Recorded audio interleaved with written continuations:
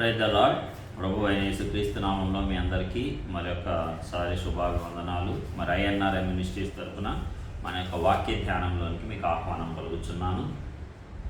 మరి మనం మార్కు సువార్త యొక్క అధ్యాయం వెంబడి అధ్యాయం మనము ధ్యానాంశములుగా చెప్పుకుంటున్నాం. మరి ప్రభు కృపను బట్టి 2 అధ్యాయాలు మనం పూర్తి చేసుకున్నాం. ఈరోజు మార్కు సువార్త 3వ అధ్యాయాన్ని ధ్యానాంశముగా మనము ధ్యానించుకుందాం. మార్కు సువార్త 3వ అధ్యాయం 1వ వచనం వెంబడి వచనము ధ్యానం చేసుకుందాం. సమాజ మందిరంలో ఆయన మరలా ప్రవేశింపగా అక్కడ ఊచ చేయి గలవాడు ఒకడుండెను. అచ్చటి వారు ఆయన మీద నేరం మోపవలనని ఉండి విశ్రాంతి దినమున వానిని స్వస్థపరచునేమో అని ఆయనను కనిపెట్టుచుండిరి. ఆయన నీవు లేచి మధ్యను నిలువమని ఊచ చేయి గలవానితో చెప్పి వారిని చూచి, విశ్రాంతి దినమున మేలు చేయుట ధర్మమా, కీడు చేయుట ధర్మమా, ప్రాణరక్షణ ధర్మమా, ప్రాణహత్య ధర్మమా అని అడిగాను. అందుకు వారు ఊరకుండి ఆయన వారి హృదయ కాఠిన్యమునకు దుఃఖపడి కోపముతో వారిని కలియచూచి, నీ చెయ్యి చాపమని ఆ మనుష్యునితో చెప్పాడు. వాడు తన చెయ్యి చాపగా అది బాగుపడెను. పరిసయ్యులు వెలుపలికి పోయి వెంటనే హేరోదీలతో కలుసుకొని ఆయన ఎలాగూ సంహరింతుమా అని ఆయనకు విరోధముగా ఆలోచన చేసిరి.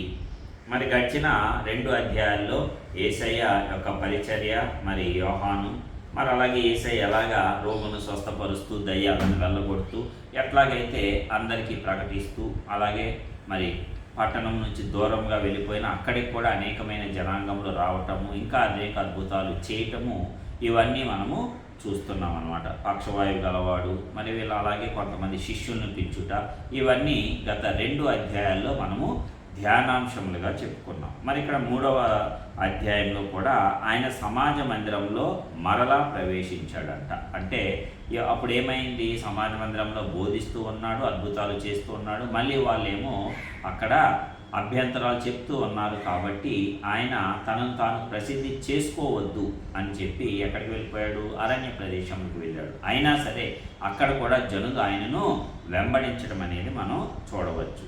ఇక్కడ ఏమైందో చూద్దాం.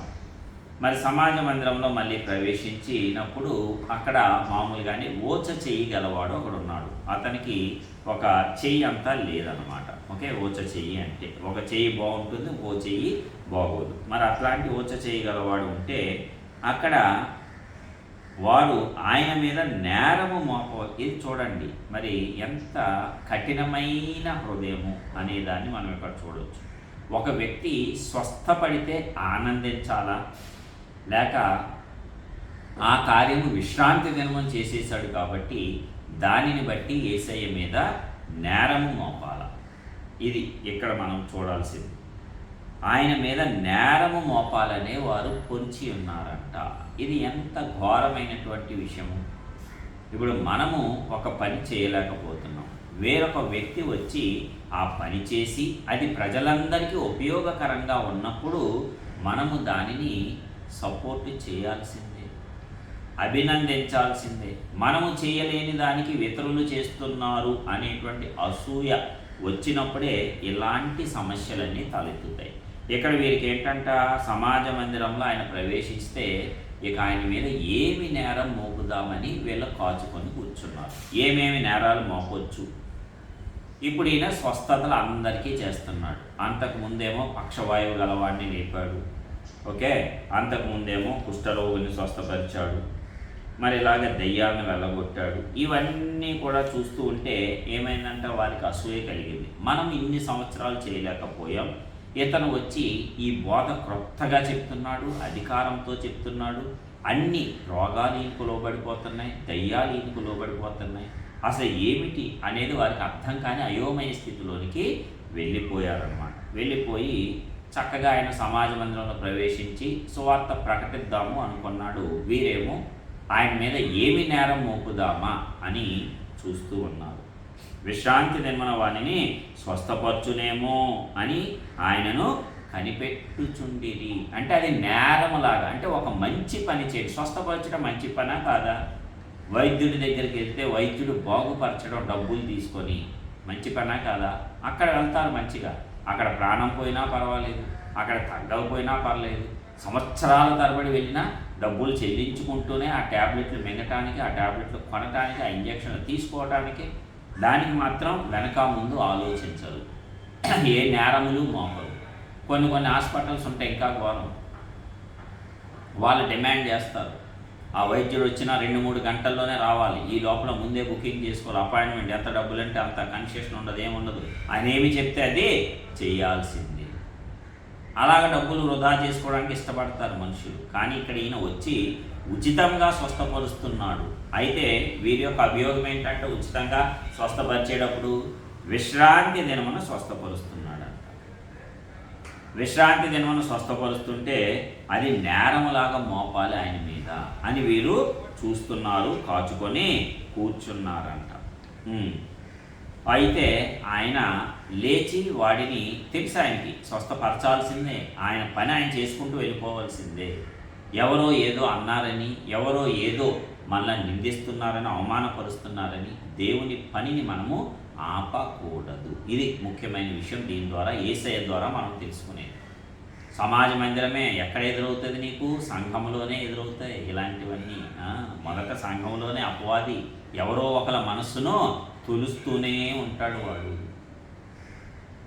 అభియోగాలు మోపటానికో లేక వేరే రకాల కారణాలు చెప్పడానికో సంఘంలోనే వాడు లేపుతూ ఉంటాడు. మరి ఇక్కడ ఎవరెంత? సమాజ మందిరంలోనే ఈయన మీద నేరం మోపాలి. దేనికి? మంచి పని చేస్తున్నాం. ఈ రోజుల్లో కూడా అనేకులు ఉన్నారు.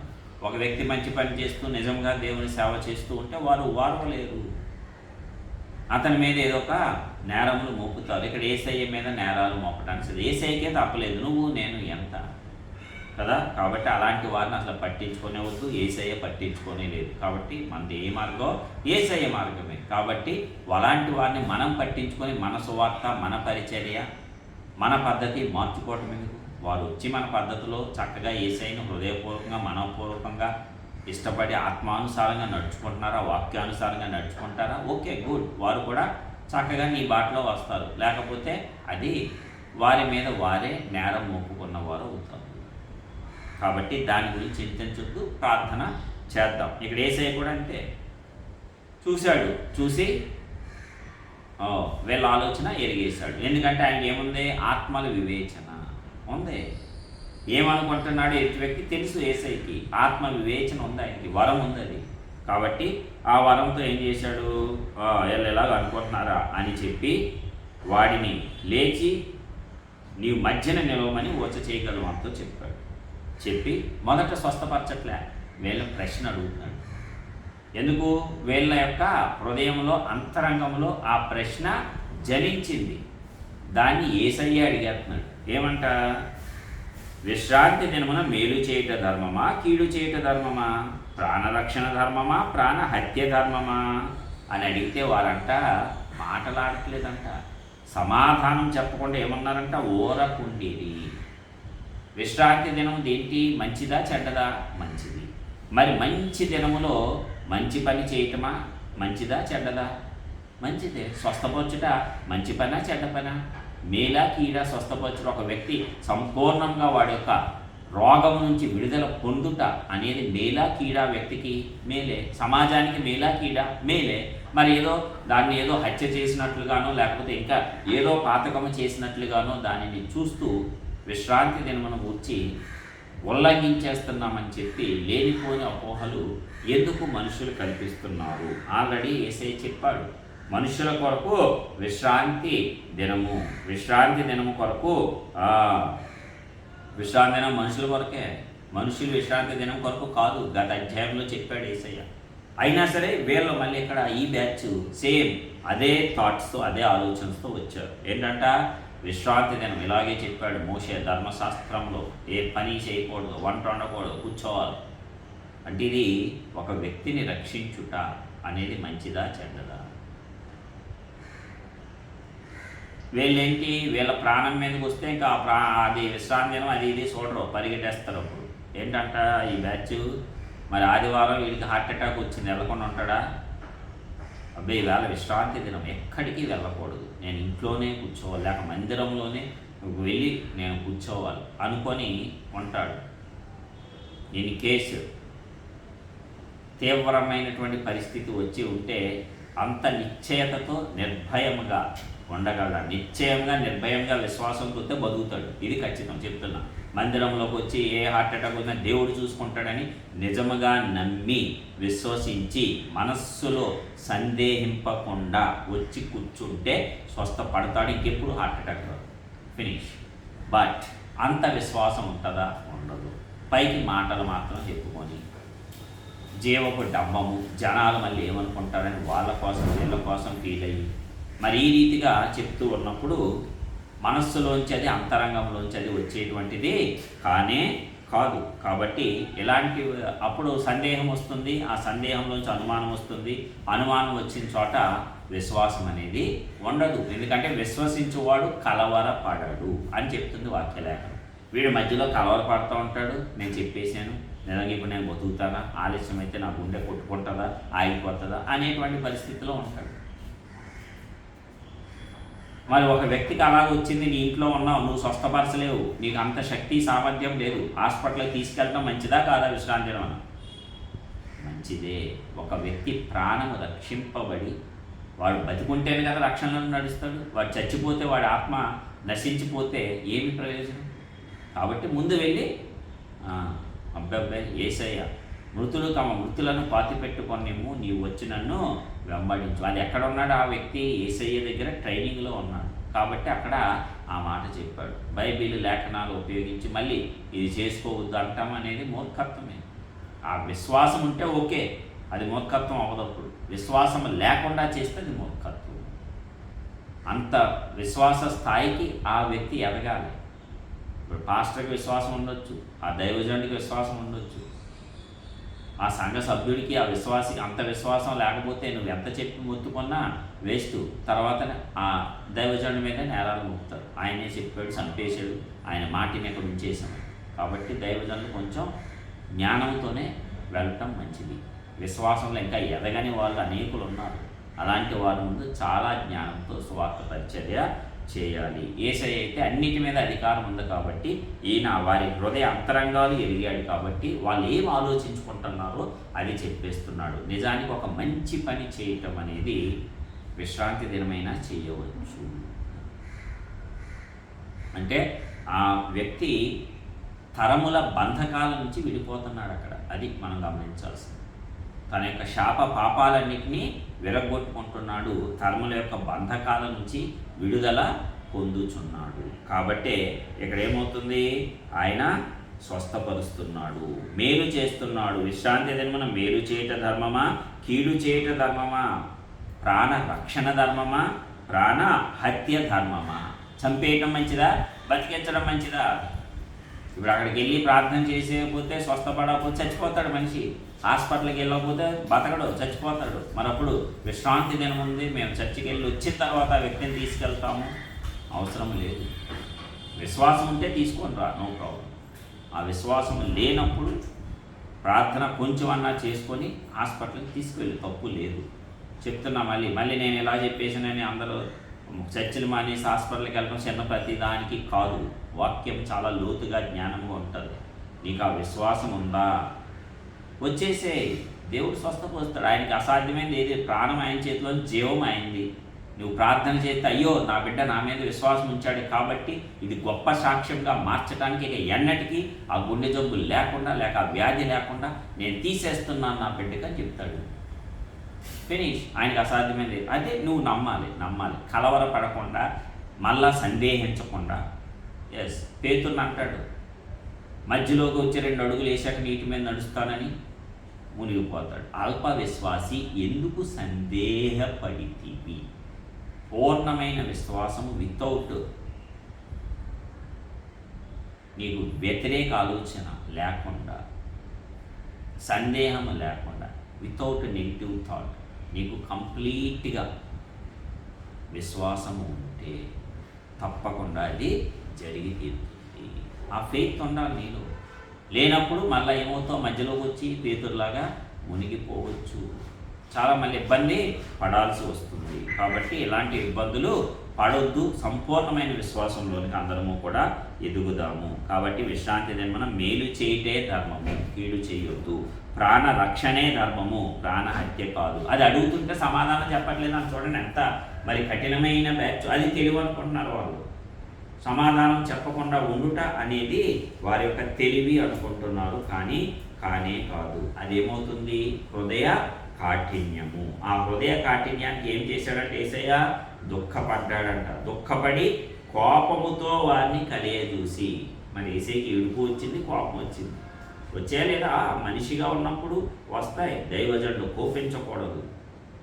చాలామంది బయలుదేరుతారు, కోపం తెప్పించిదే నువ్వే, నీ పనుల చేత, నీ హృదయ కాఠిన్యం చేత కోపం తెప్పిస్తున్నావు దైవజనుడికి. మళ్ళీ దైవజనుడు కోపించకూడదు. ఎన్ని చేసేసినా, మనం ఎలాగ మాట్లాడేసినా, ఎలాగ ప్రవర్తించేసినా, ఇష్టానుసారం ఉన్న చక్కగా దైవజనుడు కాముగా ఉంటేనే దైవజనుడు అంట. వాడి అర్థం వాడిది. ఇట్లాగ అనేకులు ఉన్నారు ఈ రోజుల్లో బయలుదేరారు. ఏదైనా ఇలాగ ఇప్పుడు ఏసైనా ఎలాగైతే పట్టుకోవాలి, ఎందులో దొరుకుతాడని చూసినట్టు వస్తారేమో కొంతమంది. అలాగ వచ్చే బ్యాచ్ కూడా ఉంటారు, నీదేమి పట్టుకోవాలా అని చెప్పి. వాడికి ఇక వాక్యం మీద కాన్సన్ట్రేషన్ ఉండదు. ఎంతసేపు ఏం బట్టలు వేసుకున్నాడు, ఎక్కడ దొరుకుతాడు, ఏం మాటలు మాట్లాడుతున్నాడు, ఎట్లాగా, వీటి మీద మాత్రమే ఫోకస్, కేంద్రీకరణ. అంతే తప్ప ఆ వాక్యము, అందులో లోతైన మర్మాలు ఎలాగా చెప్తున్నాడు దైవజనుడు, వీటి మీద కేంద్రీకరణ అనేది ఉండదు. ఇలాంటి వారు దేనికి ఉపయోగము కాదు, వ్యర్థులు అన్నమాట వారు. ఓకేనా? కాబట్టి అలాంటి వారి గురించి పట్టించుకోవద్దు. మన పని మనము చేసుకుంటూ వెళ్ళిపోవాలి. దైవజనుడికి కోపం రావద్దు. మంచిది, దీర్ఘశాంతం ఉంటుంది. నువ్వు ఇంకా ఇష్టానుసారం చేసిస్తే నేను గద్దించవచ్చు. దైవజనుడికి ఆ హక్కు ఉంది. వాక్యలేఖనం వేరే చోట అది కూడా చెప్తుంది. దైవజనుడు అన్నిటి ప్రకారం గద్దించవచ్చు, తిట్టవచ్చు, అన్నీ చేయొచ్చు. ఎందుకు? సరైన దారిలో పెట్టడానికి గద్దించవచ్చు, నో ప్రాబ్లం. కోపపడవచ్చు, నో ప్రాబ్లం. అలాగని అదే కోపాన్ని అర్థమాట కంటిన్యూ చేయమని కాదు. సందర్భానుసారమైనటువంటి కోపము, ఆ పరిస్థితికి తగినటువంటి కోపము మంచిదే.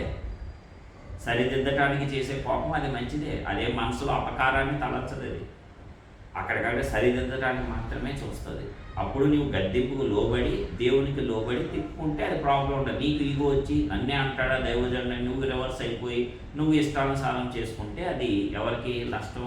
నీకే నష్టం. యేసయ్య అందుకే ఇక్కడ యేసయ్య ఏం చేశాడు? కోపపడ్డాడు, దుఃఖపడ్డాడు, కోపపడ్డాడు, ఏడ్చాడు యేసయ్య వారి హృదయ కాఠిన్యాన్ని.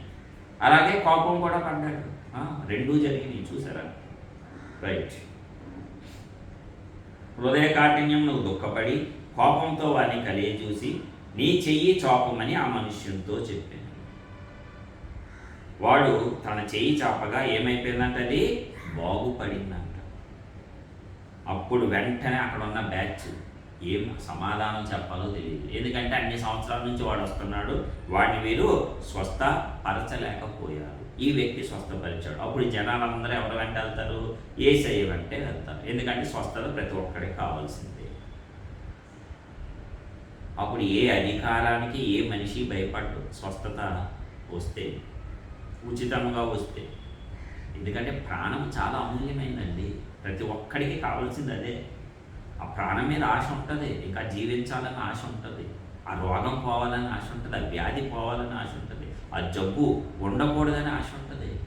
షుగర్ వచ్చినోడు ఆ స్వీట్లు తినాలి, ఆ ట్యాబ్లెట్లు తీసుకోకూడదు, ఆ ఇన్సులిన్ తీసుకోకూడదు, ఆశ ఉంటుంది. గుండె జబ్బోడు అబ్బాయి నేను కొంచెం వేగంగా నడవాలి, పరిగెత్తాలి, లేదా మెట్లు పైకి ఎక్కితేనే ఎప్పుడెప్పుడు గుండె ఆడిపోతుంది, దడదడతో ఉండకూడదు. అది అవసరం లేదు. మీ గుండె సూపర్ అంటే వాడికి ఎంత ఆనందం, ట్యాబ్లెట్ వద్దు అంటే ఎంత ఆనందం. క్యాన్సర్ రోగి, మీ క్యాన్సర్ పూర్తిగా తగ్గిపోయిందంటే ఎంత ఆనందం. లేకపోతే అది ప్రాణాంతకం, కొంచెం కొంచెం తినేసి ప్రాణాన్ని హరించేస్తుంది. అలాంటిది మొత్తం పోయింది, నీకు నీల్ క్యాన్సర్ మొత్తం క్యూర్ అయిపోయిందని ఎంత ఆనందం. ఒక మనిషికి కావాల్సింది అదే, ఆ జీవమే, ఆ ప్రాణమే. ఆశ ప్రతి ఒక్కడికి ఉంటుంది, ఎక్కువ కాలం జీవించాలి. మరి ఇక్కడ వీరు స్వస్థపరిచినప్పుడు మిగతా వాళ్ళకి అది ఆశ పుడుతుందా లేదా? అదే ఈ ఊచ చేయగలవని స్వస్థపరిచాడు, నా కాళ్ళు బాగు చేస్తాడు కదా, నా కంటిని బాగు చేస్తాడు కదా, నా చెవులు బాగు చేస్తాడు కదా, నా నోరు బాగు చేస్తాడు కదా.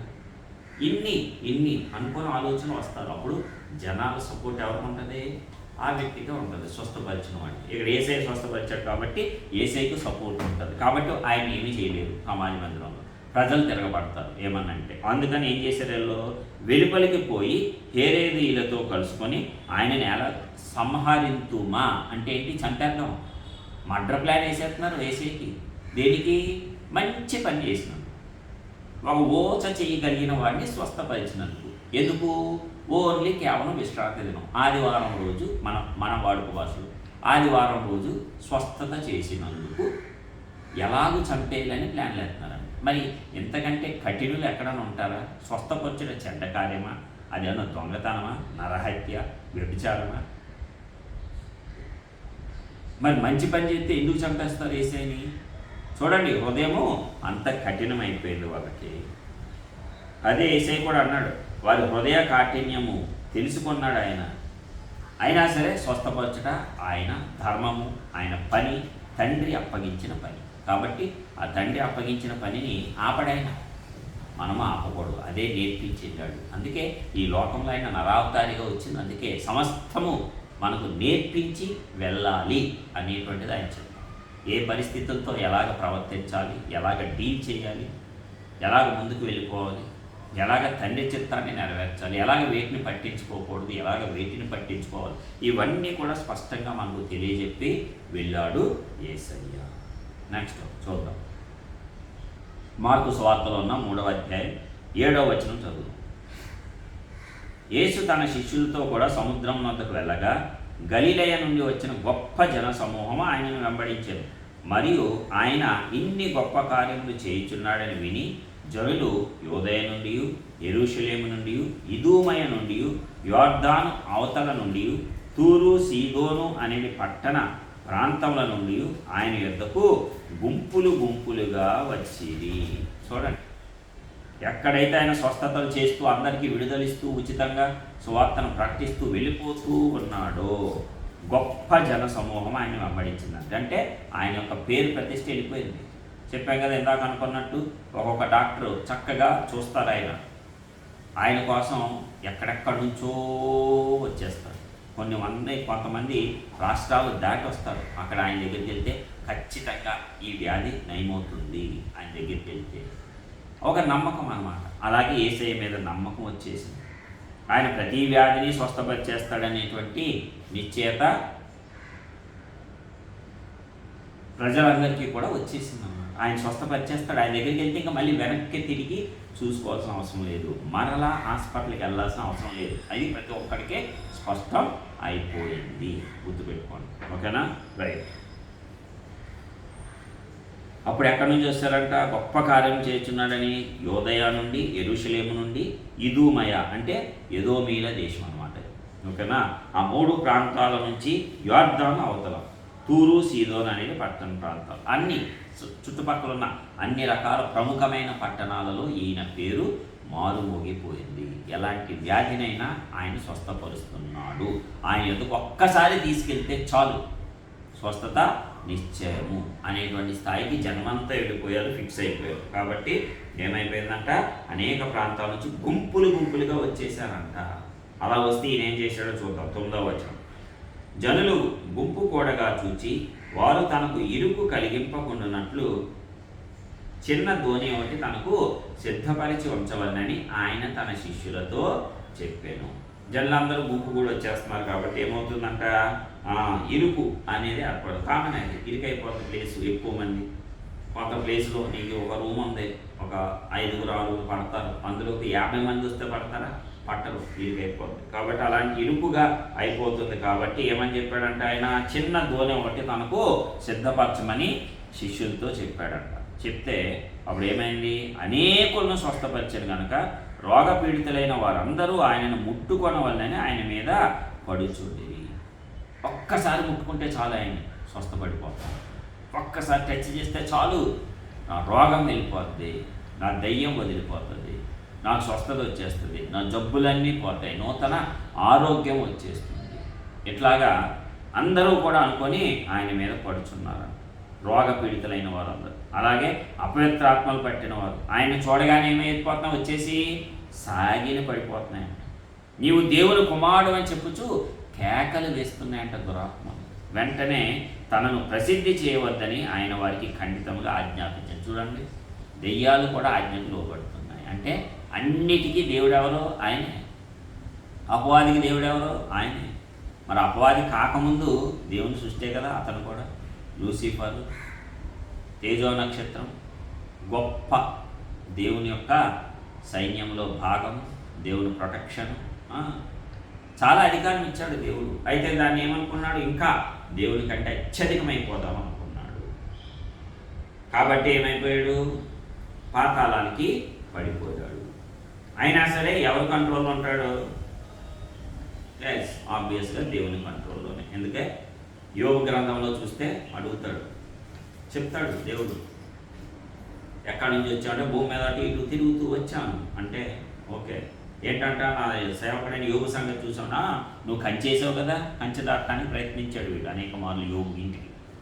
నువ్వు కంచేసావు కదా, నేను వెళ్ళలేకపోతున్నా. పరిమితి ఉంది, అపవాదికి లిమిట్ ఉంది. ప్రతి దానికి పరిమితి వేస్తాడు ఆయన. సముద్రం ఉంది, అలా ఎక్కడ వరకు వస్తుంది, అక్కడ వరకే. మళ్ళీ నీ కాలు తడి వెనక్కి వెళ్ళిపోద్ది. సముద్రానికి ఎల్లలు వేసిన వాడెవడు చెప్తుంది వాక్యలేఖనం. ఆయనే సముద్రానికి ఎల్లలు వేసింది, ఆయనే. సముద్రం ముందుకు రాదు, అలా వస్తుంది, మళ్ళీ కెరటం వెళ్ళిపోతుంది, వెనక్కి వెళ్ళిపోవాల్సిందే. ఆయన ఆజ్ఞలు లోబడాలి. ఆయన ఆజ్ఞ లేకపోతే ఇంకేమవుతుంది. ఆయన ఆజ్ఞ ఇచ్చినప్పుడు సునామీ అవుతుంది, అంతే, ఫినిష్, సింపుల్గా. అలాగే ఇక్కడ కూడా కంచె వేసాడు.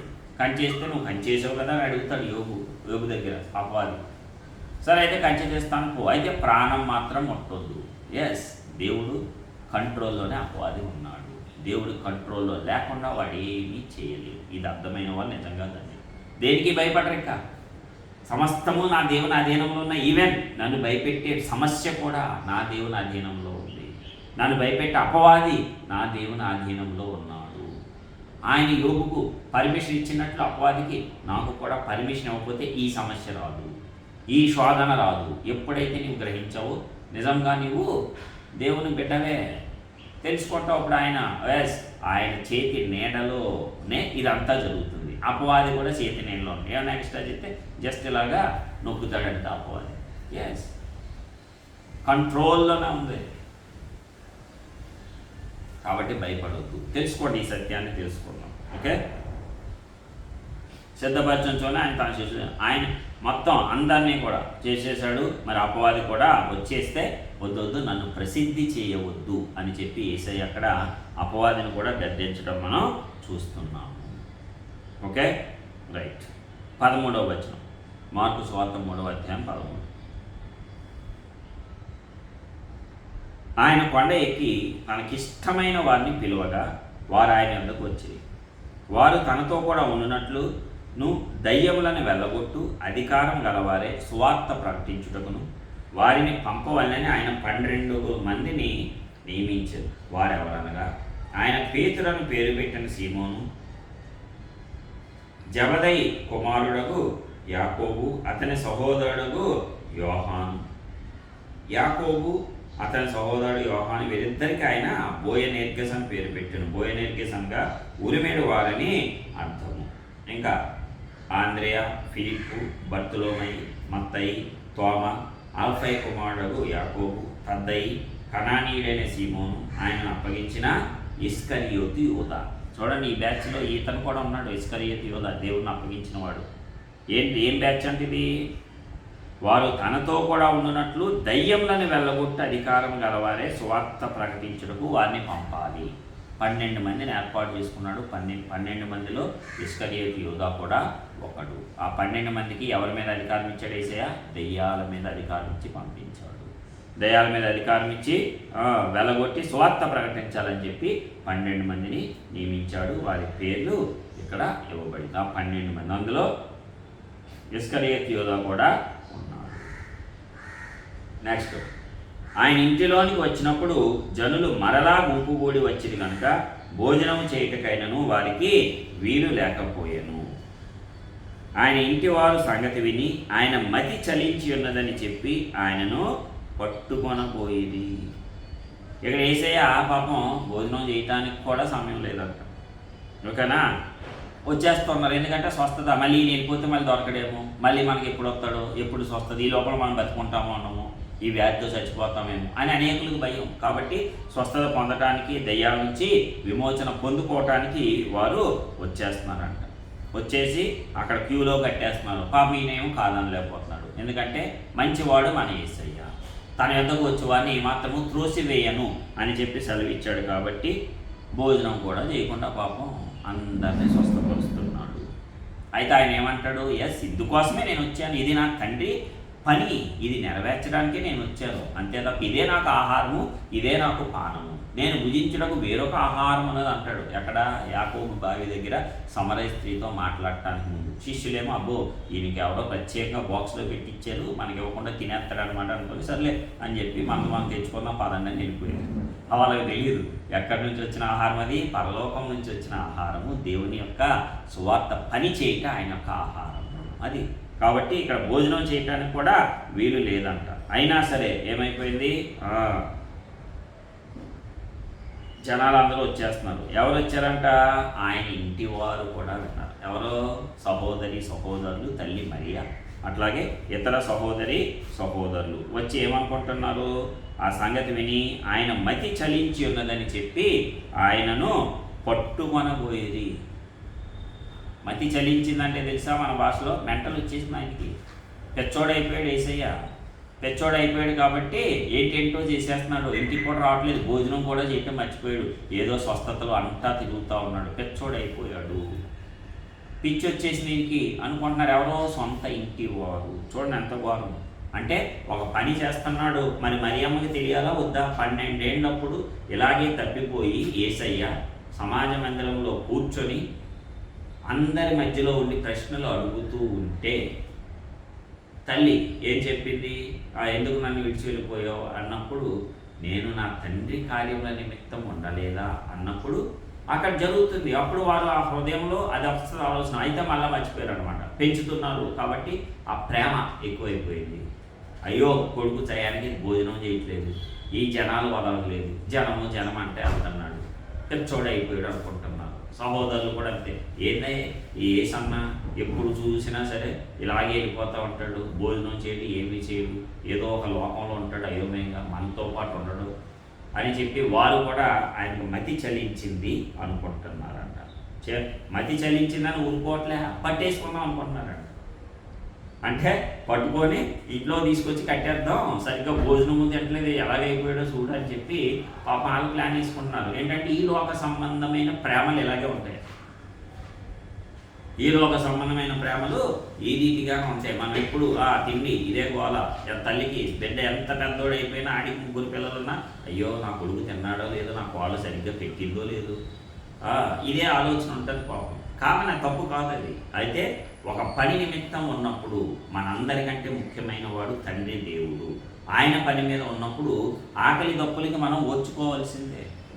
ఆకలి దప్పుల నిమిత్తం వీటిని నిర్లక్ష్యం చేయకూడదు. మనం సువార్తను నిర్లక్ష్యం చేయకూడదు, స్వస్థతలను నిర్లక్ష్యం చేయకూడదు. మరి యేసయ్య దగ్గరకు అనేకులు స్వస్థతకు వచ్చినప్పుడు ఆయన భోజనం కూడా పక్కన పెట్టేసి అందరినీ స్వస్థపరుస్తానే ఉన్నాడు. చూసారా ఎంత గొప్ప మనస్సు ఉందో యేసయ్యకు, కనికరం ఉందో యేసయ్యకు, జాలి ఉందో యేసయ్యకు, దయ ఉందో యేసయ్యకు. మరి అలాంటిది మనకుందా? మనం చెక్ చేసుకోవాల్సింది. మతి చలించిపోయిందని అనుకుని పట్టుకోపోయారంట. నెక్స్ట్, యెరూషలేము నుండి వచ్చిన శాస్త్రులు ఇతడు బయల్జెబూలు పట్టినవాడే దయ్యముల అధిపతి చేత దయ్యములను వెళ్ళగొట్టుచున్నాడని చెప్పి ఇదొక బ్యాచ్. దెయ్యాలు వెళ్ళిపోతున్నాయా, ఎలాగా చూద్దాం అని వచ్చారంట. మనోడికి మంత్రశక్తులు తెలుసు, ఆ దయ్యాల అధిపతి మనోడికి ఫ్రెండ్, మనోడు ఏం చెప్తే చేస్తాడు, మనోడికి బాగా క్లోజ్ అనమాట దయ్యాల అధిపతి. కాబట్టి ఆ దయ్యాల అధిపతి వలన ఇతను దయ్యములను వెళ్ళగొడుతున్నాడు అని చెప్తున్నాడు. ఎవరో యెరూషలేము నుంచి వచ్చాడంట. మళ్ళీ శాస్త్రులు బయల్జెబూలు పట్టిన వాడే దయ్యముల అధిపతి చేత దయ్యాన్ని వెళ్ళగొడుతున్నాడు. ఒక దయ్యం ఇంకో దయ్యాన్ని వెళ్ళిపోమని చెప్తుంది ఎప్పుడైనా. దయ్యముల అధిపతి చేత దయ్యాలను వెళ్ళగొట్టుచున్నాడని చెప్తున్నారట. అప్పుడు పిలిచాడు ఆయన, పిలిచి ఉపమాన రీతిగా వారితో చెప్తున్నాడు. ఏంటి? సాతాను ఎలాగూ వెళ్ళగొట్టును? ఒక రాజ్యము తనకు తానే విరోధంగా వేరుపడిన ఆ రాజ్యము నిలవనేరదు. ఒరే బాబు, మీకు ఈ మాత్రం కామన్ సెన్స్ కూడా లేదా? సాతాన్ని ఎలా వెళ్ళగొడతాడు? వాళ్ళిద్దరూ మంచి ఫ్రెండ్స్ కదా, వాళ్ళిద్దరూ కలిసి ఇంకొకరిని చెడగొడతారు తప్పిస్తే వాళ్ళు ఎలా గొడవలు పడతారు? అక్కడ ఐకమత్యం ఉంటుంది. విశ్వాసుల్లో ఐకమత్యం ఉండదు, కొట్టు చేస్తారు. కానీ దెయ్యాల్లో చక్కని ఐకమత్యం ఉంటుంది. ఎంత ఐకమత్యం అంటే ఇంకో చోట చూద్దాం. ఏంటంట, ఒకటి దగ్గర ఉంటుంది సేన. ఎంతమంది సేన అంటే చెప్తాడు? పందులు గుంపులో పంపమంటే 2000 పందులు వెళ్ళి సముద్రంలో పడి చచ్చిపోతాయి ఊపిరాడక. అంటే ఒక వ్యక్తిలో ఎంతమంది ఉన్నారు? 2000 మంది ఉన్నారు. అంటే అందరూ కలిసికట్టుగా ఐకమత్యత ఉన్నట్టా లేదా? ఉన్నారు. దెయ్యాలకి ఐక్యత ఉంది. విశ్వాసులు 2000 మందిని ఒక చోట కూర్చోబెట్టి ఒక్కొక్కడు ఒక్కొక్క రకమైన బిల్డప్లు ఇస్తూ ఉంటారు వాడికి తెలిసిన రీతిలో. కలవలో దెయ్యాలు చక్కగా కలుస్తున్నాయి చూడండి. విశ్వాసులు కలవరు. 20 మంది ఉంటే కలవరు. ఇంకా 200 అంటే సూపర్, ఇంకా 2000 అంటే అసలు చెప్పవసరమే లేదు. ఆ దెయ్యాలలాగా క్వైట్ ఆపోజిట్ ఉంటారు విశ్వాసులు. చూడొచ్చు మీరు సంఘాలలో అనేకులను చూడొచ్చు, చక్కగా కనపడతారు. మంచి ఎగ్జాంపుల్స్ మనకి ఎదురుకొని టక్కని చెప్పి సంఘాలు కదా. అందుకే ఐకమత్యం అనేది ఉండాలి. సహోదరులు ఐక్యత కలిగి నివసించడం ఎంత మేలు, ఎంత మనోహరమో అని చెప్తుంది వాక్యలేఖనం.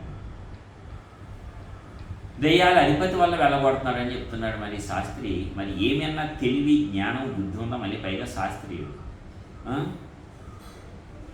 అందుకే పిలిచి సాతాన్ని ఎలాగ వెళ్ళగొడుతుంది అబ్బాయి? ఒక రాజ్యము తనకు తానే విరోధంగా వేరుపడితే ఆ రాజ్యం అసలు నిలబడుతుందా? ఇప్పుడు నేను సాతాను రాజ్యాన్ని తీసుకెళ్తానంటే నేను దానికి వ్యతిరేకంగా అన్ని ఎలగొట్టడం మంచిదా? అందులో ఉంచిలాగా ప్రార్థన చేయడం మంచిదా?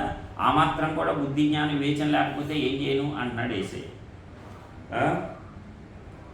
ఒక ఇల్లు తనకు తానే విరోధంగా వేరుపడిన ఎడల ఆ ఇల్లు నిలువనేలదు. ఇంట్లో కూడా అంతే. అందరూ తల ఒకటి, మొగుడు ఒక దారి, పిల్లం ఒక దారి, కొడుకు ఒక దారి, కూతురు ఒక దారి అనుకో వర్దిల్లు కదా.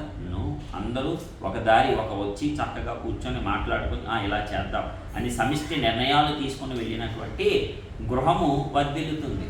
అంతే తప్ప ఇక్కడ భార్య మాట్లాడితే భర్త ఉండడు, భర్త మాట్లాడితే భార్య ఉండదు, వీళ్ళిద్దరూ మాట్లాడుతూ పోట్లాడుకుంటూ ఉంటే పిల్లలు ఉంటారు. ఎవరి ఇష్టానుసారం వాళ్ళు పోతూ ఉంటారు. మరి అలాంటప్పుడు ఆ ఇల్లు ఉంటుందా? కూలిపోతుంది. అలాగే ఇక్కడ కూడా అంతే చెప్తున్నాడు. తనకు తానే విరోధంగా పడితే ఏ ఇల్లు కూడా నిలవదు అని చెప్తున్నాడు. అలాగే సాతాను తనకు తానే విరోధంగా లేచి వేరుపడినేళ్ళ వాడు నిలవలేక కడతేరును. ఎందుకంటే వాడికి ఏం కావాలి? బలము కావాలి. మరి అలాగ బలం లేకుండా బలహీనుడైపోయి ఉంటాడా? ఉండడు. బలహీనుడు కాకుండా బలవంతుడయ్యే ఉంటాడు. కాబట్టి అక్కడ సాతాను అపవాది తనకు తాను విరోధముగా లేచి వేరుపడడు. దయ్యాలు కూడా తమకు తాము విరోధంగా వెళ్ళవద్దుకే, అవి ఐకమత్యంగా ఉంటాయి. అట్లాగే ఇంకో ఉపమానం చెప్తున్నాడు 26. ఒకడు బలవంతుడైన వాడిని మొదట బంధించితేనే తప్ప ఆ బలవంతుని ఇంట జొచ్చి వాని సామాగ్రి దోచుకొన నేరడు. బంధించిన ఎడల వాని ఇల్లు దోచుకొన వచ్చును. అది ఇప్పుడు ప్రస్తుతం ఈ లోకంలో ఎవరో బలవంతుడు? అపవాదే. ఆ అపవాదిని బంధించిన వాడు ఇంకా బలవంతుడు. ఎవరైనా? యేసయ్య. సమస్తం ఆయనకు లోబడతాయి. కాబట్టి అపవాదిని బంధించితేనే వాడి ఇల్లు దోచుకోవచ్చు, వాడి దగ్గర ఉన్న దెయ్యాన్ని వెళ్ళగొట్టవచ్చు. నువ్వే బంధించలేకపోతే వాడు నిన్ను పరిగెట్టేలాగా చేస్తాడు. అపోస్తల కార్యంలో ఒక చోట ఉంటుంది. కొంతమంది దైవజన కుమారులు ట్రై చేద్దాం అనుకుంటారు. ఇలాగే దయ్యాన్ని వెళ్ళగొట్టేద్దాం, పౌలుకు వెళ్ళగొడుతున్నాడు కదా, మనం కూడా వెళ్ళగొట్టేద్దాం, దేవుడి శక్తి మనలో ఉందని. ఈ రోజుల్లో అనేకులు ఉన్నారు. ఇంకా దైవజనుడేంటి, నేను కూడా వెళ్ళగొట్టేస్తాను, నేను కూడా చేసేస్తాను ఈ కార్యాలు అని చెప్పి లెగిసి వెళ్తూ ఉంటారు. ఇంకా సంపూర్ణమైన ఆత్మజ్ఞానం పొందుకోనటువంటి వాళ్ళు. దేవుని శక్తి వేరు. నువ్వేదో కొంచెం పొందుకొని ఇష్టానుసారం ప్రవర్తించేస్తానంటే అనవసరంగా అవమానం పాలవుతావు. అంటే అది నీకే అవమానం అవుతుంది. తెలుసుకో, దేవుడు చెప్పాడా స్పష్టంగా చెయ్యి. దేవుడు చెప్పమనకుండా నీకు అర్థం పర్థంగా వచ్చినటువంటి ఆలోచన కానీ నీ సొంత తలంపు కానీ దానిని ఒక కళలాగా, ఒక స్వప్నంలాగా, ఒక దర్శనంలాగా నువ్వు భావించుకోకు. అపవాది ఇక్కడ మోసం చేస్తాడు. జాగ్రత్త. నీ కళ, నీ దర్శనము స్పష్టంగా ఉంటే, నువ్వు ఆత్మీయతలో ఉంటే. లేకపోతే ప్రతిదాన్ని ఒక కళ, ఒక దర్శనం, దేవుడు నాకు చెప్పేశాడు, నాతో మాట్లాడాడు అని ఫీల్ అయిపోవచ్చు. దాని ద్వారా అనేక నష్టాలు, అవమానాలు కొని తెచ్చుకుంటారు. దయతో చెప్తారు. ఎందుకంటే అంత్యకాలంలో ఉన్నాం. అపవాది ఎలాగైనా మోసం చేయడానికి సిద్ధంగా ఉన్నాడు. నువ్వు ఒకటి అనుకున్నావు, తీయగానే ఒకటి వచ్చేసింది వాక్కు, ఇదే దేవుడు చెప్పేశాడు, ఇంకెవడ మాట ఇంక ప్రార్థన చేయి. దేవుడు స్పష్టంగా చెప్తాడు. డబల్ కన్ఫర్మేషన్ అడుగు, ఇస్తాడు. ఇవేదో అనుకుని మళ్ళీ ప్రార్థన చేయడు, మళ్ళీ బుక్ తీయడు, బైబిల్ తీయడు. ఇష్టానుసారం ఇక అబ్బాయి ఇది ఫిక్స్ అయిపోయింది, ఎవరు చెప్పినా ఏంటి. నాకు దర్శనం వచ్చేసిందో, నాకు కళ వచ్చేసిందో, దేవుడు నాతో మాట్లాడేశాడు, స్పష్టంగా తేటగా మాట్లాడేదని చెప్పుకొని తిరుగుతాడు. వ్యర్థమది. దానివల్ల ఏ ఉపయోగము ఉండదు కదా. కాబట్టి చాలా జాగ్రత్త. ఇక్కడ బలవంతుడైనటువంటి వాడిని బంధించితేనే వాని ఇల్లు దోచుకొనవచ్చు. అపవాదిని మీరు బంధించగలిగితేనే దురాత్మను మీరు వెళ్ళగొట్టవచ్చు.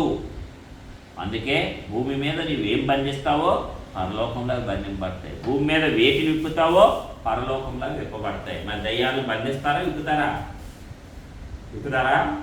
బంధిస్తారా? బంధించాల్సిందే. ఆశీర్వాదాలు బంధిస్తారా, విప్పుతారా? ఆశీర్వాదాలు విప్పవలసిందే. ఏది విప్పాలో ఏది బంధించాలో తెలియటం కూడా ఆత్మజ్ఞానమే, పరిశుద్ధాత్ముడే చెప్తాడు. కాబట్టి తెలుసుకుందాం. ఓకే, మరి ఇక్కడ అదే చెప్తున్నాడు, బలవంతుడైనటువంటి వాడి ఇంటిని దోచుకుంటేనే కదా, బంధించినప్పుడే దోచుకోగలము. నేను అపవాదిని బంధిస్తున్నాను కాబట్టి వాడి రాజ్యాన్ని మార్చివేసి శాశ్వత రాజ్యంలోకి జనులను నడిపిస్తున్నాను, నిత్య జీవం వైపు నడిపిస్తున్నాను యేసయ్య చెప్తున్నాడు. నెక్స్ట్ 28. సమస్త పాపములను మనుష్యులు చే దూషణలన్నీ వారికి క్షమింపబడును గాని పరిశుద్ధాత్మ విషయము దూషణ చేయువాడిప్పుడును క్షమాపణ పొందక నిత్య పాపము చేసిన వాడే ఉండునని మీతో నిశ్చయముగా చెప్పుచున్నాను నేను. ఎందుకనగా ఆయన అపవిత్రాత్మ పట్టిన వాడని వారు చెప్పిరి. అపవిత్రాత్మ ద్వారా స్వస్థపరుస్తాడా? అపవిత్రాత్మ ద్వారా దెయ్యాలను వెళ్ళగొడతాడా? దెయ్యం పట్టేసింది. ఎంత ఘోరం! మరి నీకు దెయ్యం పట్టలేదు కాబట్టి నువ్వు స్వస్థపరచలేదు. అయితే అంటే వీళ్ళ చేయలేని కార్యాలు ఆయన చేస్తుంటే దానిని వ్యతిరేక ప్రచారం చేయడానికి ఈయన ఏం చేసేశారు? అపవిత్రాత్మ పట్టినోడు అనేశారు. ఆయనలో ఏముండాలి? క్రీస్తు అంటే ఏంటి? అభిషిక్తుడు, పరిశుద్ధాత్మ పూర్ణుడు ఆయన. అలాంటి పరిశుద్ధాత్మను పట్టుకొని ఏమంటున్నారు? అపవిత్రాత్మ అంటున్నారు పరిశుద్ధాత్మని. మరి అప్పుడే దైవదూషణ కాదా? పరిశుద్ధాత్మను దుఃఖపరచడం కాదా? అందుకే అంటున్నాడు యేసయ్య, పరిశుద్ధాత్మ విషయం సమస్త పాపములు మనుషులు చేయి దూషణలన్నీ వారికి క్షమింపబడి. గుర్తు పెట్టుకోండి, బాగా అండర్లైన్ చేసుకోండి. సమస్త పాపములు మనుష్యులు చేయి దూషణలు అన్నీ వారికి క్షమింపబడును, కానీ పరిశుద్ధాత్మ విషయము దూషణ చేయువాడు ఎప్పుడును క్షమాపణ పొందక నిత్య పాపం చేసిన. లేదు, ఫినిష్. పరిశుద్ధాత్మను దూషించకూడదు. ఒక ఆత్మశక్తితో ఒక వ్యక్తి పనిచేస్తుంటే ఆ వ్యక్తిని దూషించాలనుకుంటున్నావు, తప్పు. ఆ వ్యక్తిలో ఉన్న పరిశుద్ధాత్మను దూషించు. నీకు తెలియకపోతే తెలియనట్టు మూసుకొని ఉండు, నోరు మూసుకొని, అంతే తప్ప అనవసరమైన చిక్కుల్లో నీ నోటి ద్వారా తెచ్చుకోకది వాక్యం చెప్తుంది. కాముగా ఉంటాం మంచిది కదా, నోరు తెరవకుండా. వ్యర్థమైన ప్రేలాపనలు ఎందుకు నీకు? అనవసరమైన కీడు శాపాలు నీ మీదకే కాక నీ పిల్లల మీద ఎందుకు తెచ్చుకుంటున్నావు? నో నో, వద్దు దయచేసి. ఓకే, తెలుసుకో ఆత్మశక్తిని, తెలుసుకో. ఆత్మశక్తితో నీవు కూడా ముందుకు వెళ్ళిపో, చక్కగా దేవుడి ఆశీర్వాదాన్ని పొందుకుంటావు. అందుకే నువ్వు ఏదైనా పాపం చేసినా, ఏదైనా దోషం చేసినా అలాగని చెప్పి కావాలని పాపం చేయదు. వాక్యం చెప్తుంది కాబట్టి ఈయన్ని తిట్టేసి నేను క్షమించేయమని అడుగుతాను దేవుడిని. కావాలని చేసేవాడు నో. నువ్వు అక్కడ ఏదో కంట్రోల్ తప్పి ఒక 4 మాటలన్నావు, అప్పుడు నీ హృదయం నొచ్చుకొని పరిశుద్ధాత్ముడు ఎందుకు అలా మాట్లాడావు, నేను ఎంత బాధపడతాను, నువ్వు ఇప్పుడే కదా ఎదుగుతున్నావు, మళ్ళీ ఇలాగ వెనక్కి వచ్చేసి ఆ బూతులు మాట్లాడితే అలాగా, ఆ వ్యర్థమైన మాటలు మాట్లాడితే అలాగా, నేను ఎంత దుఃఖిస్తానని నేను గద్దించినప్పుడు మళ్ళీ వచ్చి నువ్వు దేవుని యొక్క క్షమం. అంతే తప్ప కావాలని ఇది బాగా దొరికాడు. వాక్యం ఏం చెప్తుంది? ఏది సమస్త పాపాలు మనుషులు చేయ దోషంలన్నీ క్షమింపబడతాయి అని చెప్పేసాడు. యేసయ్యే చెప్పాడు, మళ్ళీ ఏ ప్రవక్త చెప్పలేదు, స్వయంగా యేసయ్య నోటితో చెప్పాడు. కాబట్టి నేను ఇప్పుడు ఈ పెచ్చ బూతులు తిట్టేసి అప్పుడు దేవుని దగ్గరికి వెళ్ళి క్షమించే అంటే క్షమించను. అలా వద్దు, అలాంటివి క్షమించడం. నువ్వు పొరపాటు మీద ఆవేశం, ఆ సిచ్యువేషన్ వందే, కానీ వెంటనే నీలో పరిశుద్ధాత్మ ఉంటే ఆ హృదయ కాఠిన్యాన్ని బట్టి నిన్ను గద్దిస్తాడు. నువ్వు ఆటోమేటిక్గా వచ్చేసి ముందు ఆయన క్షమాపణ అడిగే తీరుతావు. క్షమాపణ అడగకుండా ఉన్నావు. కాబట్టి కావాలని పాపం చేయొద్దు, కావాలని దూషించొద్దు. దేవుడు క్షమాపణ కలిగిన వాడే అయితే ఆయన శిక్ష కూడా విధించగలడు, జ్ఞాపకం చేసుకో. ఓకే, క్షమాపణ చేస్తే నీకు ఆ పాపం ఉండదంట. పరిశుద్ధాత్మ విషయమే దూషణ చేస్తే క్షమాపణ పొందగా నిత్య పాపం చేసిన వాడు ఉండని మీతో నిశ్చయంగా చెప్తున్నాను. అంటే ఒక స్వస్థపరచుట ఒక దయ్యాలను వెళ్ళగొట్టుట. యేసయ్య తనలో ఉన్న ఏ ఆత్మ ద్వారా చేస్తున్నాడు? ఇప్పుడు పరిశుద్ధాత్మ. అయితే ఆ పరిశుద్ధాత్మనే మీరు ఏం ఆత్మ అన్నారు? అపవిత్రాత్మ, అంటే దూషిస్తున్నారు. కాబట్టి మీకు క్షమాపణ ఉండదురా బాబు అని యేసయ్య చెప్తున్నాడు. నెక్స్ట్ చివరిగా చూద్దాం, 4 వచనాలు ఉన్నాయి. ఆయన సహోదరులను తల్లియు వచ్చి వెలుపల నిలిచి ఆయనను పిలువనంపిరి. జనులు గుంపుగా ఆయన చుట్టూ కూర్చుండిరి. వారు, ఇదిగో నీ తల్లియు నీ సహోదరులను వెలుపట ఉండి నీ కోసము వెదకుచున్నారని ఆయనతో చెప్పగా, ఆయన, నా తల్లి నా సహోదరులు ఎవరు?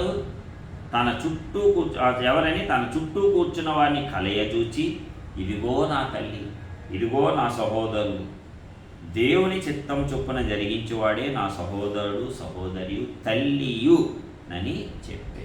హల్లెలూయా. అంటే ఎంతగా దేవునితో అంటుగట్టబడి ఉన్నాడు యేసయ్య, ఎంతగా తండ్రి తనను పంపించిన పని పట్ల ఆసక్తి కలిగి ఉన్నాడు యేసయ్య. గమనించాలి, నువ్వు నేను అదే రకమైన ఆసక్తిని కలిగి ఉండాలి. దేవుడు నిన్ను నన్ను ఊరకనే పంపించలే, తల్లి గర్భంలోంచి యొక్క లోకంలోనికి నీ పట్ల నా పట్ల ఒక ఉన్నతమైన ప్రణాళిక ఉంది ఆయనకి. అది నెరవేర్చి తీరాలి మనం అందరము. దానికి ఆయన సహాయపడతాడు, ఆయన ఆత్మశక్తిని ఇస్తాడు, అద్భుతాలు చేస్తాడు, ఆశ్చర్య కార్యాలు చేస్తాడు. మనకి ఆ హృదయం ఉండాలి కదా. వచ్చారంట తల్లి సహోదరులు వచ్చి, బాబు ఆయన ఒకసారి పిలవండి, మేము చూసి కొన్ని రోజులు వారాలు అయిపోయింది, ఇంటికి వచ్చి 2 ముద్దలు కూడా తింటలేదు, పంపించండి కొంచెం. ఏ తల్లికైనా ఉండే బాధే, ఏ సహోదరులకైనా ఉండేటువంటి బాధే లోకపరంగా. అయితే ఆయన ఏం చేస్తున్నాడు? ఏమన్నా ఇల్లు వదిలేసి పేకట ఆడతా 3 రోజులు కూర్చున్నాడా? లేకపోతే మందు తాగి పడిపోయి వారం రోజులు ఉన్నాడా? ఇంటికి రాకుండా తిండి తినకుండా తల్లి తల్లడిల్లి పోతే ఇంటి రావటానికి దేవుని పనిలో. అయితే ఇక్కడ కామన్ విషయం ఏంటంటే తిండి తినలేదు, తల్లి హృదయము క్షోభిస్తుంది. బిడ్డలు తినకపోతే తల్లికి తల్లి ప్రేమది. సహోదరులు వచ్చి రోజు కనిపించేవాడు వచ్చి పడుకునేవాడు, ఏదో టైంలో కనీసం రాత్రి 10 అయినా 11 అయినా పనులన్నీ అయిపోయి స్వస్థపరిచేసి వచ్చా పడుకున్నా ఓకే, ఇంటికి వచ్చేసాడు. మనకి అంతే. ఇప్పుడు ఆడితో మాట్లాడినా మాట్లాడిపోయినా, నీ సహోదరుడితో మాట్లాడకపోతావు, నీ సహోదరితో మాట్లాడకపోతావు, అయినా సరే వాళ్ళు వచ్చారా లేదని కనిపెట్టుకొని కూర్చుంటావు. నిజంగా నీకు మంచి హృదయం ఉంటే. కఠిన హృదయాలు అంటే మనం ఏం చెప్పలేము, మంచిగా బాగా రాలేదు, ఎక్కడో పోయి ఉంటాడు అనుకునే వాళ్ళు ఉంటారు. అది మనకొద్దు. మంచి హృదయం కలిగిన వాడు ఒకవేళ వాళ్ళకి అభిప్రాయ భేదాలను మాట్లాడుకోకపోయినా ఇంకా రాలేదా ఎంతమంది ఉంటారు? అనేకులు ఉంటారు. ఇది హృదయం, దేవుడు చెప్తున్న మాట ఇది. మీ హృదయంలోంచే మీరు స్పష్టంగా తెలుసుకోండి. అనేకులు ఉంటారు. ఇన్ కేసు భార్యాభర్తలు మాట్లాడుకోకపోయినా అంతే, భర్త టయానికి ఇంటికి రాకపోతే ఇంకా రాలేదేంటి చూస్తుంది భార్య, ఎదురు చూస్తుంది. ఇట్లా భార్య తినకపోతే ఎలా పడుకుంటే మంచమకి ఏమైందా అని చెప్పి భర్తకి ఉంటుంది. అది నిజమైన ప్రేమ లోపల ఉన్నప్పుడు. అలాంటి లేనివాడు అది పట్టించుకోడు, కఠిన హృదయుడు అయిపోతాడు, హృదయ కాఠిన్యము అయిపోతుంది అది.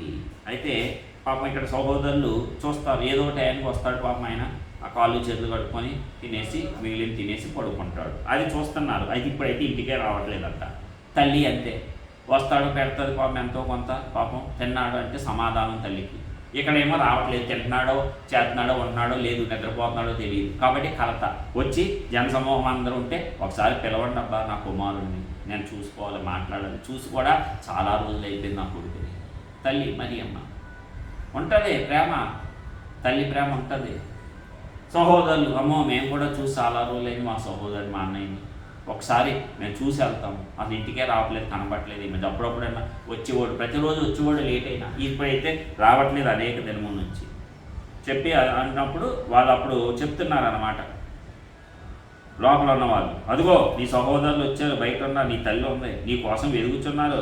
యేసయ్య బోధకుడా అంటే ఎవరు? నా తల్లి నా సహోదరులు అని చెప్పి చుట్టూ కూర్చున్న వాళ్ళని చూశాడంట, కలయ చూచి, ఇదిగో నా తల్లియు నా సహోదరులను, దేవుని చిత్తము చొప్పున జరిగించువాడే నా సహోదరుడును సహోదరియును తల్లియును అని చెప్పాను. ఫినిష్. ఏంటంట? దేవుని చిత్తము చొప్పున జరిగించువాడే తల్లి, సహోదరి, సహోదరుడు. దేవుని చిత్తం జరిగించకపోతే నన్ను కన్న తల్లి అయినా తల్లి కాదు. నా సహోదరుడైనా సహోదరుడు కాదు, నా సహోదరి అయినా సహోదరి కాదు. ఇది దేవుడు యేసయ్య నిశ్చేతలోకి వచ్చేసాడు. అంటే తండ్రితో అనుసంధానించబడ్డాడు. తండ్రి చిత్తాన్ని చెయ్యాలని వేగంగా వెళ్ళిపోతున్నాడు అంతే. ఆయన మధ్యలో బ్రేకులు, స్పీడ్ బ్రేకర్లు ఇస్తే తల్లి ప్రేమ ఒక స్పీడ్ బ్రేకర్, సహోదరుల ప్రేమ ఒక స్పీడ్ బ్రేకరు, సెంటిమెంట్లు ఒక స్పీడ్ బ్రేకరు, కుటుంబ బాధ్యతలు అనేటువంటి సెంటిమెంట్ ఒక స్పీడ్. అలాగే కుటుంబ బాధ్యతలు వదిలేయమని కాదు, తప్పించుకోవటానికి సేవలోకి రావద్దు దయచేసి. దేవుడు పిలుపుంటేనే రావాలి. పర్లేదులే దేవుడి పేరు చెప్పి వాళ్ళని పోషించవసరం లేదు, వాళ్ళకి ఏం పెట్టవసరం లేదు, నో, తప్పది. నీ బాధ్యతగా నీవు వారికి సమకూర్చు నీకున్న దానిలోనే. అది నీ యొక్క బాధ్యత. దేవుడు దాన్ని హర్షిస్తాడు. దాన్ని బట్టి నీ మినిస్ట్రీస్ని ఆయన స్థిరపరుస్తాడు. అంతే తప్ప ఈ పనిలోకి వచ్చేస్తే, ఈ సేవలోకి వచ్చేస్తే చక్కగా ఎవరినే పట్టించుకోవాల్సిన లేదు. తల్లి తండ్రి బాధ్యతలు ఏముండవు, హ్యాపీ. మనం ఏదో ఆ ప్రార్థన, ఆ భక్తులు అలాగే తిరిగేస్తే వాళ్ళే మన వెనకాల తిరుగుతారు. నో నో నో, దుష్ట ఆలోచనలు అలాంటివి ఏమన్నా ఉంటే దయచేసి ఎవరన్నా తీసివేసుకోండి. అది దేవుడు నిశ్చయంగా శిక్షించేటువంటివే. కాబట్టి అలాంటి వాటి జోలికి వెళ్ళనే వద్దు. ఎక్కడైతే ఆయనకు బాధ్యత ఉంది, తండ్రి చిత్తాన్ని నెరవేర్చాలి. అందుకని ఈ సహోదరుల ప్రేమ, తల్లి ప్రేమ, ఈ సెంటిమెంట్లు అన్నీ స్పీడ్ బ్రేకర్లు అవుతున్నాయి. వేగంగా వెళ్ళిపోతున్నాడు ఆయన. ఎందుకంటే సమయం తక్కువ ఉంది ఆయనకి కూడా. వెళ్ళిపోవాలి 33.5 సంవత్సరాలకి ఈ లోకాన్ని వదిలి వెళ్ళిపోవాలి. 3.5 సంవత్సరాలే పరిచర్య, ఎక్కువ లేదు. కాబట్టి త్వరగా వెళ్ళాలి ఆయన. అందుకని ఆయన త్వరపడుచున్నాడు. వీళ్ళేమో పాపం మరి అర్థం చేసుకోవట్లేదు. తల్లి మరియ చాలా సంగతులు జ్ఞాపకం ఉంచుకుంది. కానీ మరి కొన్ని రోజులు అయ్యేటప్పటికి ఆవిడ కూడా కనపడకపోయేటప్పటికి కన్న కొడుకు ఆవిడ పాపం తలని వెళ్ళిపోయి ఉంటుంది హృదయం. చూడాలి నా కొడుకుని అట్లాగే. Okay, right. కాబట్టి యేసయ్య ఈ అధ్యాయం ద్వారా కూడా మనతో చక్కగా మాట్లాడాడు. మొదట సమాజ మందిరము ఓచ చేయగలిగిన వాడు, వారి యొక్క హృదయ కాఠిన్యము. శాస్త్రులు వచ్చారు, అక్కడ ఆయన్ని ఇబ్బంది పెట్టాలని చూశారు. అనేక రకాలైనటువంటి అంశాలను మనము చూసాము. అయితే అన్నిటిలో కూడా మరి యేసయ్య ఎట్లాగా తన యొక్క తండ్రి యొక్క చిత్తాన్ని నెరవేర్చడమే మనము చూసాము. జన సమూహాలు వెంబడించారు, 12 మంది శిష్యులను పంపించాడు, దయ్యాల మీద అధికారం ఇచ్చాడు. వాళ్ళు ఏమన్నారు, బయల్జెబూలు వల్ల అంటే అది కూడా మరి ఇది చేశారు. సమాజ మందిరంలో స్వస్థపరిస్తే పరిచయులు హేరోదీలతో కూడి బయటికి వెళ్ళి ఈ నెలాగా చంపేది మంచి పని చేసినందుకు అనుకుంటా వచ్చేశారు. అలాగే ఏమన్నారు, అపవిత్రాత్మ కలిగిన వాడని ఎంత కఠినమైన మాటలు అన్నారు ఆయన్ని. అవమానాలు ఇవన్నీ. అపవిత్రాత్మ దెయ్యం పట్టినోడు అంటే అవమానం కాదా? స్వస్థపరిచినందుకు దెయ్యం పట్టినోడా? దెయ్యాన్ని వెళ్ళగొట్టినందుకు దెయ్యం పట్టినోడు అంటే మరి ఎంత బాధగా ఉంటుంది, ఎంత అవమానకరంగా ఉంటుంది. ఇవన్నీ భరించాడు యేసయ్య. అలాగే తల్లి తండ్రి ఎక్కడ ఉండి ఎవరు తండ్రి చిత్తం, నా తండ్రి పరలోకపు తండ్రి చిత్తం జరుగుతారు, వీళ్ళందరే నా తల్లి. ఇందులో నా తల్లిని చూస్తున్నా, ఇందులో నా యొక్క సహోదరిని చూస్తున్నా, ఇందులో నా సహోదరిని చూస్తున్నా, ఇవన్నీ చెప్తున్నాడు. కాబట్టి యేసయ్య తన పని నిమిత్తం వచ్చాడు, దాన్ని కొనసాగిస్తున్నాడు, దాని ఆటంకాలన్నీ తొలగిస్తున్నాడు, దానికి జ్ఞానాన్ని ఇస్తున్నాడు, ఆత్మజ్ఞానాన్ని ఇస్తున్నాడు, వాక్యాన్ని మనకు స్పష్టంగా బయలుపరుస్తున్నాడు. కాబట్టి ఆ యేసయ్య మార్గంలో మనం అందరము వెళ్దాం. మనకి ఇచ్చిన కృపను మనము పోగొట్టుకోవద్దు. దేవుని కృప ఉన్నతమైనది. యేసయ్య నుంచి నేర్చుకొని ఆ యేసయ్య మార్గంలోనే నడుచుకొని యేసయ్య ఇచ్చే ఉన్నతమైన ఆశీర్వాద బహుమానాలు మనం అందరము పొందుకొని ముందుకు సాగుదాము. దేవుని కృప అందరికీ తోడుగా ఉండి ఆశీర్వదించుగా. ఆమె ప్రార్థించుకొని ముగించుకుందాం.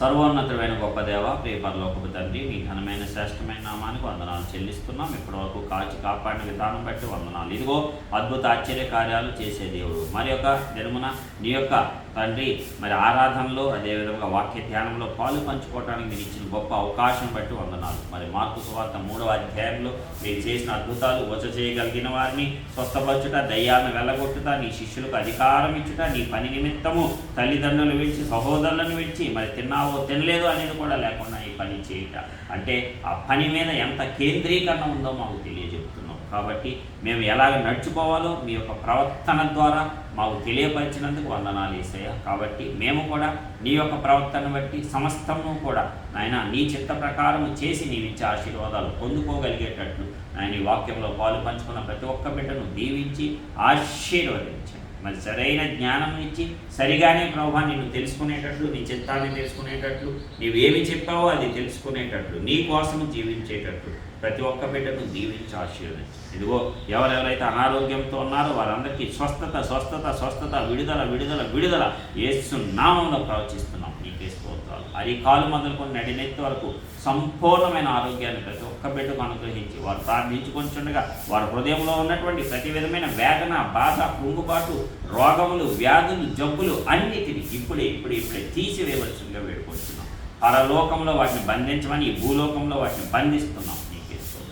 అద్భుతమైన నీ కృపనిచ్చి ఆయన ఎవరెవరైతే లేమితో బాధపడుతున్నారో ఆ హస్తాలను నీ దయగల హస్తాలతో ఆశీర్వదించి నాయన ఆ లేమిని తీసివేసి నువ్వు సమృద్ధి గల జీవనం ఇవ్వడానికి వచ్చేవాట ఆ సమృద్ధి గల జీవాన్ని ప్రతి ఒక్క బిడ్డకు అనుగ్రహించి కాపాడి రక్షించి ఆయన మరియు మరొక్కసారి సమయాన్ని ఇచ్చినందుకు నీకు ఉన్నారు. ఇంకా ముందుకు సాగిపోయే కృప మా అందరికి అనుగ్రహించి కాపాడి మీ నామాన్ని ఘనపరచుకోవాల్సింది యేసయ్య శ్రేష్టమైన నామముపేట ప్రార్థించి పొందుతున్నాము తండ్రి.